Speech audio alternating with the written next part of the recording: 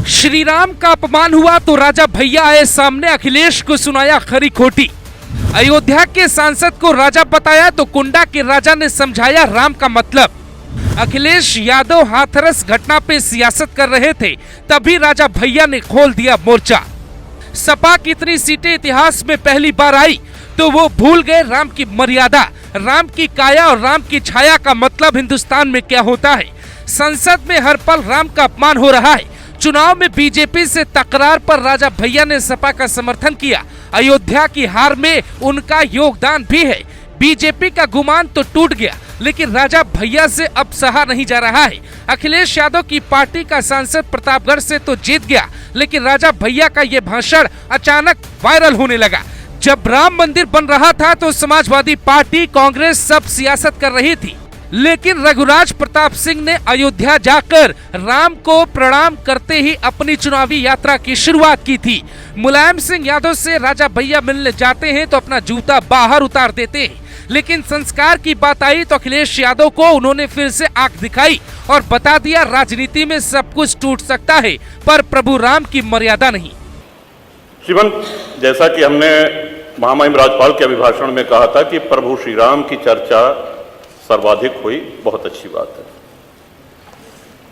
Doctor Lohia को मानने वाले लोग भी ये मानेंगे कि डॉक्टर लोहिया ने जन सामान्य को भगवान श्री राम के आदर्शों पर चलने की प्रेरणा देने के उद्देश्य से प्रतिवर्ष रामायण मेले का आयोजन किया करते थे। डॉक्टर लोहिया का ही एक ये बयान था कि बाबर, गजनी, गोरी, औरंगजेब लुटेरे थे, रसखान और रहीम हमारे पूर्वज थे। श्रीमान, ये बात यहां पे इसलिए कहना आवश्यक हो रही है कि पिछले दिनों, कई दिनों से हम देख रहे हैं कि माहौल बिगाड़ने का प्रयास हो रहा है। हल्द्वानी तक का उदाहरण दिया गया इस हाउस में। सरकार अपनी जगह पे पूरा प्रयास करती है कि हमारे राज्य में कोई उपद्रव न हो, अशांति न हो, लेकिन कहीं न कहीं एक ये आभास हो रहा है हमको कि माहौल खराब करने का एक प्रयास हो रहा है। बात की गई श्री राम जन्मभूमि की, साक्षात भगवान श्री राम ने अवतार लिया। काशी नगरी जो भगवान शिव के त्रिशूल पे टिकी हुई है, जा सुनाम बल शंकर काशी, देत सबहि संगति अविनाशी, और भगवान श्री कृष्ण की जन्मभूमि।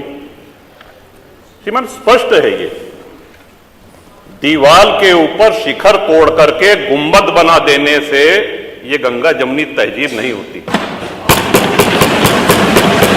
वो हमारा आक्रांताओं द्वारा तोड़ा गया है। और एक और भ्रम फैलाया जा रहा है, जो व्यास जी के गुफा में जो पूजा हो रही है, वो पूजा अनवरत सैकड़ों वर्ष से चलती आ रही है। ये बात बाहर जानी चाहिए श्रीमन। अनवरत सैकड़ों वर्ष से, इस पे सन 93 में स्थानीय प्रशासन ने रोक लगाया, किसी न्यायालय ने रोक नहीं लगाया इसकी पूजा पे।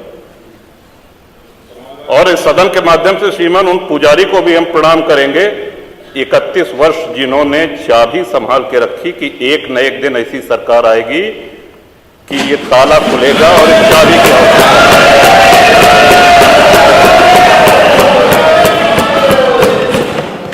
अल्लामा इकबाल, फिर वही होता है कि आधा अधूरा बोल दिए जो है पूरा बोलना चाहिए। अल्लामा इकबाल पहले वो व्यक्ति थे जिन्होंने कहा कि हिंदू और मुसलमान एक साथ नहीं रह सकते। पाकिस्तान के आइडियोलॉजिकल फादर, इसने कहा कि मुस्लिमों को अलग देश चाहिए। जिन्ना को रास्ता बताने वाले, जिन्ना को उकसाने वाले, और पाकिस्तान के पक्ष में भारत के मुसलमानों ने वोटिंग करी, जिसमें 98% लोगों ने कहा कि हिंदू और मुस्लिम साथ साथ नहीं रह सकते। इस बात पे लेकर के बंटवारा हुआ और सारे जहां से अच्छा जो कविता सुनाई गई वो अधूरी है। 2 पंक्ति उसकी हम भी सुना दे रहे हैं कि ए आब रूद गंगा, वो दिन है याद तुझको, उतरा तेरे किनारे जब कारवां हमारा।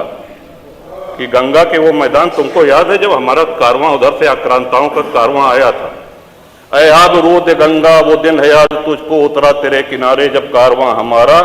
चीनो अरब हमारा, हिंदुस्तान हमारा, मुस्लिम है हम, वतन है सारा जहां हमारा। ये है, ये तरानाए मिल्ली की पंक्तियां हैं, अल्लामा इकबाल ने 1910 में लिखी थी। श्रीमान, हम ही क्या धर्मार्थ देते रहेंगे, सभी कुछ हो मौन सहते रहेंगे कि धर्म को देंगे बल अन्य जन भी तजेंगे क्रूरता छल अन्य जन भी। श्रीमान, हिंदू तो सर्वसमावेशी है। किसको आश्रय नहीं मिला, किसको आसरा नहीं मिला? यहां पे जो भी संकट में आया उसको हमने अपनाया। कभी किसी हिंदू ने नहीं कहा कि हम मुसलमान के साथ नहीं रह सकते।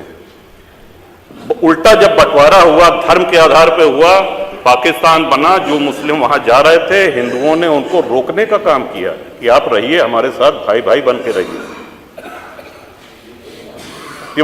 इस संवेदनशीलता को रसखान जी, अब्दुल रहीम खान खाना, इनके आदर्शों पे चलेंगे तब अच्छा वातावरण, अच्छा माहौल बनेगा।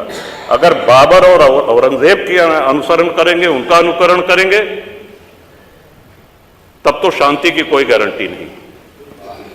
मैं फिर से पुनः बधाई देता हूं, इस बजट का समर्थन करता हूं और माननीय योगी जी की सरकार को बधाई देता हूं। और ये हम लोगों का सौभाग्य, इस पीढ़ी का सौभाग्य है कि अपने जीवन काल में भगवान श्री राम के भव्य मंदिर का और मेरा ये भी मानना है कि आदि शंकराचार्य के बाद अगर कोई सनातन उत्थान का और हिंदू उत्थान का कार्य कर रहा है तो श्रीमान नरेंद्र मोदी जी।